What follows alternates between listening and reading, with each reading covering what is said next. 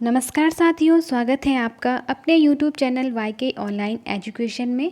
दोस्तों, जैसे कि हम आपको पहले भी बता चुके हैं कि एनसीईआरटी की सीरीज़ यहाँ पर हमने शुरू की है, जिसमें 9 से 12 की किताबों का हम अध्ययन करेंगे। साथ में मैं आपको बताऊंगी अपने जो नोट्स हैं, उनसे मैं आपको जो भी महत्वपूर्ण टॉपिक हम पढ़ाएंगे उससे रिलेटेड जो भी अन्य चीज़ें होंगी वो भी मैं आपको यहाँ पे बताऊंगी।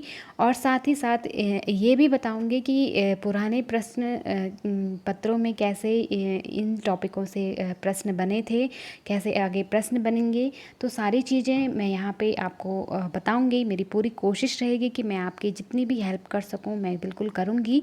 और आपको यदि मेरी ये जानकारी, मेरा ये टॉपिक, मेरी ये सीरीज़ अच्छी लगे तो प्लीज़ लाइक शेयर ज़रूर कीजिए, सब्सक्राइब कीजिए और अपने दोस्तों के साथ तो बिल्कुल भी शेयर करना ना भूलिएगा।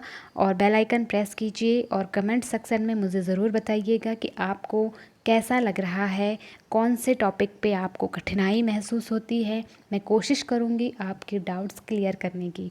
तो चलिए बने रहिए। आज का ये वीडियो बहुत महत्वपूर्ण होने वाला है दोस्तों। जो भी लोग टीजीटी पीजीटी, क्योंकि आप सब जानते हैं कि हिंदी तो कंपलसरी है, हर एग्ज़ाम में पूछी जाती है और एनसीईआरटी से ही पूछी जाती है। तो मैं हमेशा यही कहती हूँ कि एनसीईआरटी को ही आप ज़्यादा महत्व दीजिए, उन्हीं को अच्छे से पढ़िए। तो चलिए शुरू करते हैं आज का ये वीडियो।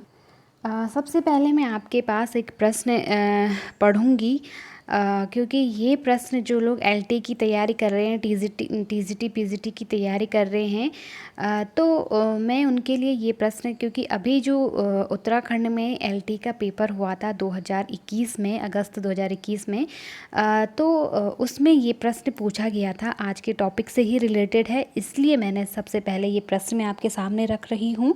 निबंध लेखन में ललित निबंध परंपरा के जनक माने जाते हैं। तो आपको बताना है, 4 ऑप्शन है: कुबेर नाथ राय, हजारी प्रसाद द्विवेदी, रामचंद्र शुक्ल, विद्यानिवास मिश्र। तो इसका आंसर मैं आपको आगे आपको खुद ही पता चल जाएगा। इससे पहले हम आज का ये वीडियो पढ़ लेते हैं। देखिए, हजारी प्रसाद द्विवेदी आप सब लोग जानते हैं कि बहुत ही फेमस हमारे हिंदी साहित्य में बहुत ही ज़्यादा महत्वपूर्ण इनका स्थान है और बहुत ज़्यादा इन्होंने रचनाएं लिखी हैं। आगे हम इनके बारे में सब कुछ जानेंगे जो भी मुझे लगेगा। तो चलिए सामान्य सी जानकारी रख लेते हैं इनके बारे में। आचार्य हजारी प्रसाद द्विवेदी का जन्म 1907 में गांव आरत दुबे का छपरा ज़िला बलिया उत्तर प्रदेश में हुआ था।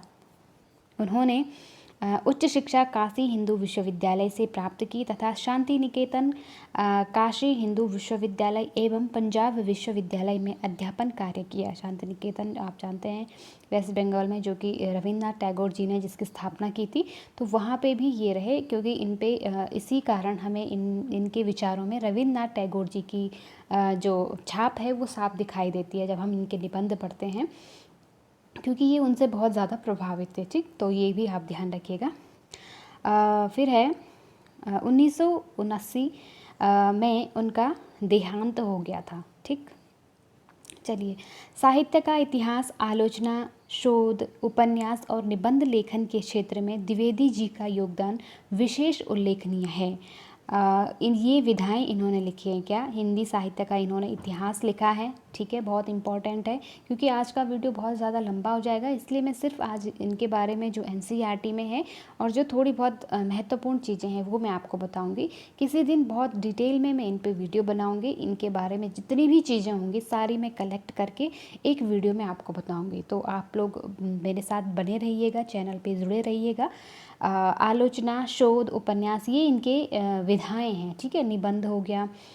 फिर है अशोक के फूल, कुटज, कल्पलता इत्यादि ललित निबंध, 4 उपन्यास, बाण भट्ट की आत्मकथा, चारुचंद्र लेख, पुनर्नवा, अनामदास का पोथा और आलोचना साहित्य, हिंदी साहित्य का उद्भव और विकास, हिंदी साहित्य की भूमिका, कबीर, उनकी प्रसिद्ध कृतियाँ हैं। देखो जो यहाँ पे हाईलाइटेड है ना, ये आपको विशेष रूप से ध्यान रखना है। अब यहाँ पे तो इन्होंने क्या किया है कि सारी चीज़ें एक साथ दी हुई है। अशोक के फूल, कुटज, कल्पलता, जैसे ये तो इनके निबंध हैं, ठीक है। जैसे फिर है बाण भट्ट की आत्मकथा, चारुचंद्र लेख, पुनर्नवा, अनाम दास का पोथा। तो ये मैं आगे आपको बताऊंगी, इनका सन भी मैं बताऊंगी, प्रकाशन वर्ष। तो ये उनके उपन्यास है, ठीक है। आलोचना जैसे हिंदी साहित्य का उद्भव और विकास, ये इनकी आलोचनाएँ हैं, ठीक है। कबीर पर इन्होंने बहुत ही अच्छी आलोचना इन्होंने लिखी है, क्योंकि कबीर के बारे में जितने भी हमारे हिंदी साहित्य के आलोचक हुए हैं, साहित्यकार हुए हैं, उन्होंने जैसे रामचंद्र शुक्ल की बात करें या अन्य भी हैं, तो कईयों ने मतलब उनको बहुत अच्छा स्थान नहीं दिया हिंदी साहित्य के अंदर। वो उन्हें कवि नहीं मानते थे हिंदी के। लेकिन हज़ारी प्रसाद द्विवेदी ने कबीर के बारे में उनके विषय में लिख करके उनको हिंदी साहित्य के अंदर सिद्ध किया कि वो हिंदी के ही कवि थे, ठीक है। तो ये बहुत अच्छी इन्होंने आलोचना लिखी है। चलिए आगे हम थोड़ा और इनके बारे में जानकारी जान लेते हैं। द्विवेदी जी ने साहित्य की अनेक विधाओं में उच्च कोटि की रचनाएं की। उनके ललित निबंध विशेष उल्लेखनीय हैं। अब आपको थोड़ा थोड़ा हमारा जो प्रश्न था उसका आंसर मिलने लग गया होगा।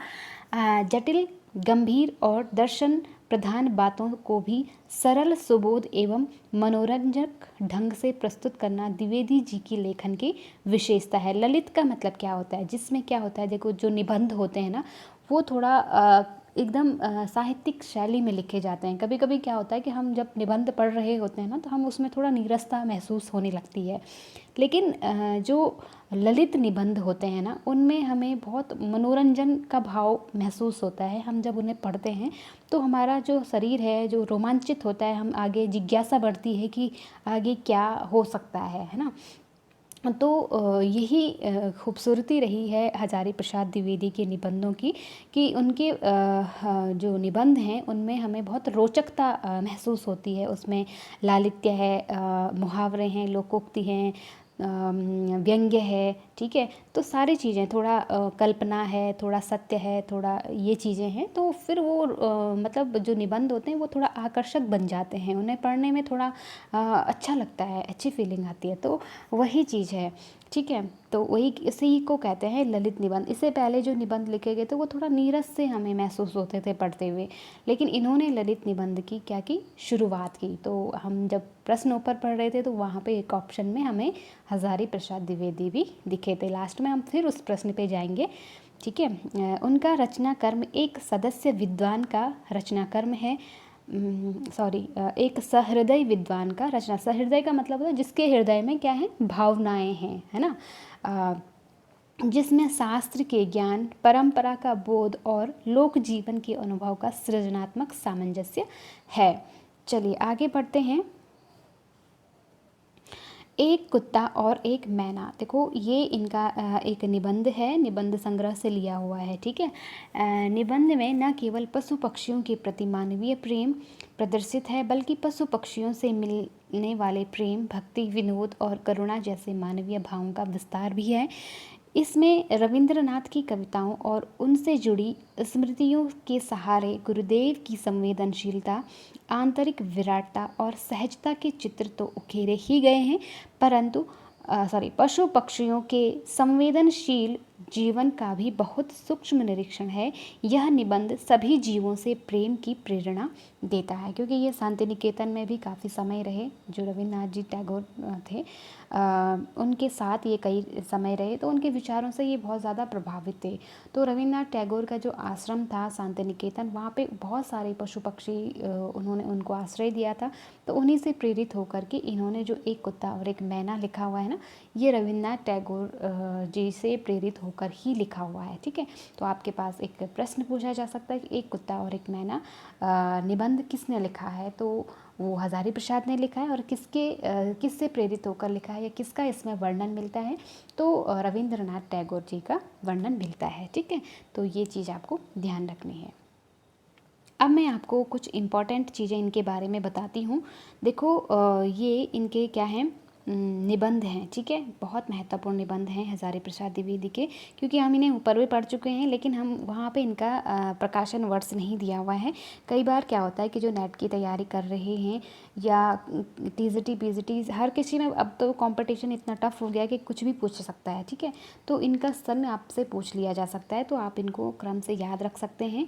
देखो, अशोक के फूल 1948 में लिखा, कल्पलता 1951 1951 में, मध्यकालीन धर्म साधना 1952, विचार और वितर्क 1957, विचार प्रवाह 1959, कुटज 1964, साहित्य सहचर 1965 और आलोक पर्व 1972 में लिखा गया था। तो आप इनको सीक्वेंस से याद रख सकते हो, ठीक है, इसमें आसानी भी होगी आपको, ठीक। तो ये इनके निबंध थे। फिर आगे बात करते हैं।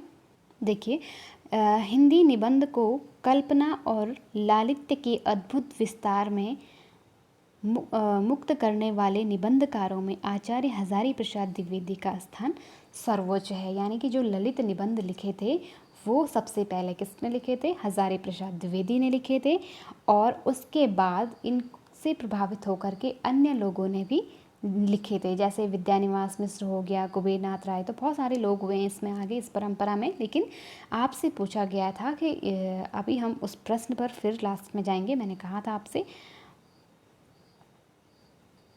चलिए, अब मैं इनके महत्वपूर्ण उपन्यास और उनके प्रकाशन वर्ष भी आपको बता देती हूँ। देखो, बाणभट्ट की आत्मकथा बहुत इम्पॉर्टेंट है दोस्तों। इसमें जो हर्षवर्धन हुए ना हमारे इतिहास में, छठी शताब्दी, छठी सातवीं शताब्दी उनका समय रहा है, तो उस समय का इसमें वर्णन किया गया है बाणभट्ट के माध्यम से, ठीक है। तो ये बहुत ही अच्छा उपन्यास है, आपको यदि मौका लगे तो ज़रूर पढ़िएगा, बहुत ही मज़ेदार उपन्यास है इनका, ठीक है। पुनर्नवा है 1973 में इन्होंने लिखा है, चारु चंद्रलेख 1963 में लिखा है, अनाम दास का पोथा 1976 में लिखा है। तो ये आपको सन सहित याद होने चाहिए, बिल्कुल कंठस्थ, क्योंकि हमेशा यहीं से प्रश्न बनते हैं कि कौन सा उपन्यास कब प्रकाशित हुआ था, ठीक। तो देखिए, अब हम प्रश्न पर चलते हैं कि यहाँ पे पूछा गया है कि निबंध में ललित निबंध परंपरा के जनक किसे माना गया है, ठीक है। तो सीधा सा हमने आज पढ़ा हज़ारी प्रसाद द्विवेदी, और ललित निबंध मैंने बताया था आपको क्या होते हैं, कि किस तरह की उनमें शैली होती है, ठीक है। तो यहाँ पे इसका आंसर क्या हो जाएगा? आचार्य हज़ारी प्रसाद द्विवेदी। तो ये था हमारा आज का वीडियो। मैं उम्मीद कर रही हूँ कि आपको ज़रूर अच्छा लगा हो।